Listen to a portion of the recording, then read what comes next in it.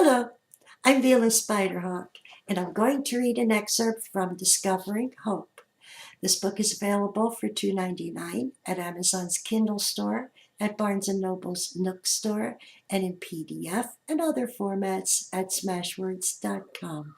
But the easiest way to get it is to just go to my website, www.vilaspiderhawk.com. That's where you'll find all the links to all my books. I hustled into my clothes, swearing at the jeans' mocking zipper when it wouldn't close over my belly. Scoff, if you will, I smacked my belly once I'd won the zipper fight. I'm one hot woman. I can do anything. I scurried back to my room and with a quick glance checked the clock. 7:30, it warned. I had to leave. I gulped the coffee and took the empty cup back to the kitchen, leaving it to languish in the sink. I'll wash you later, I promised as I scuttled out the door, remembering to lock it as I left.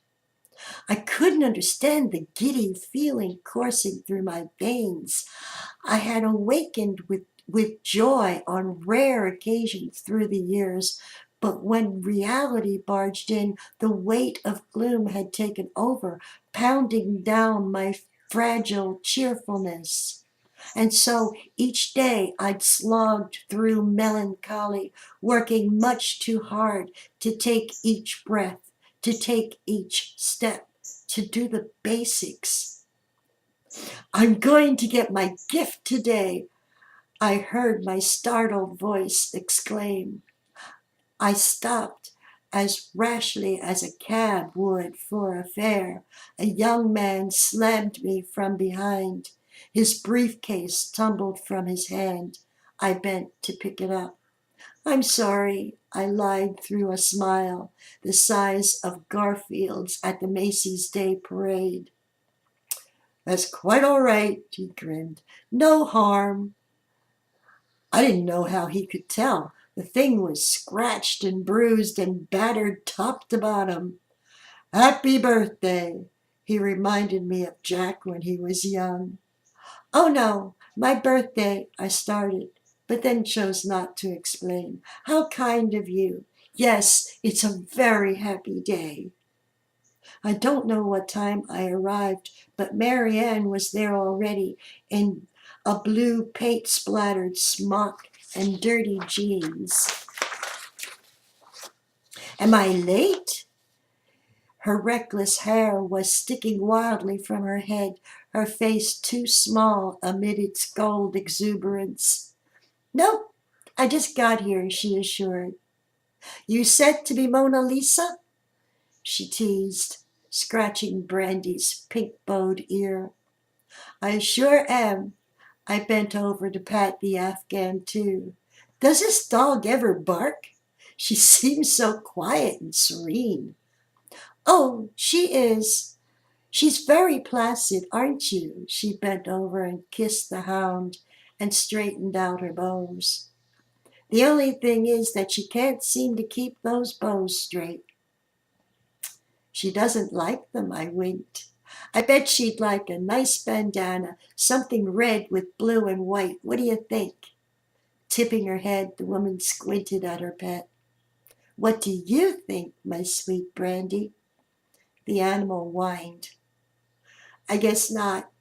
Come on, let's go. We're wasting light. All business. She led me at a brisk pace through the park, across the street, down several alleys, around too many corners, and then back to streets and alleyways again.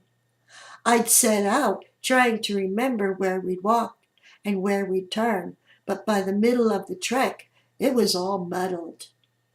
At the start of the trip, the buildings looked pretty normal, residential and clean and very pleasant. But the streets got darker as we walked, the buildings taller, more forbidding. Curtained windows disappeared for slabs of plywood. Graffiti written on graffiti masked the structure's natural hue. Bricks bleeding spray paint, bearing witness to a never-ending War, the desolation of decades, had worn the door frames down. Some had broken. Chunks of step were missing too. Though Marianne seemed at ease, her pace rapid and efficient, I sensed danger every time we passed a doorway. I sidled closer to the dog. While we were utterly alone, I felt a mob of hostile faces watching every move we made, waiting for a timely chance to strike. Again, this is from Discovering Hope.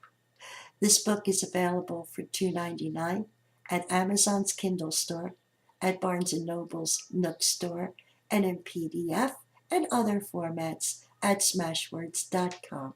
But the easiest way to get it is to just go to my website, www.vilaspiderhawk.com.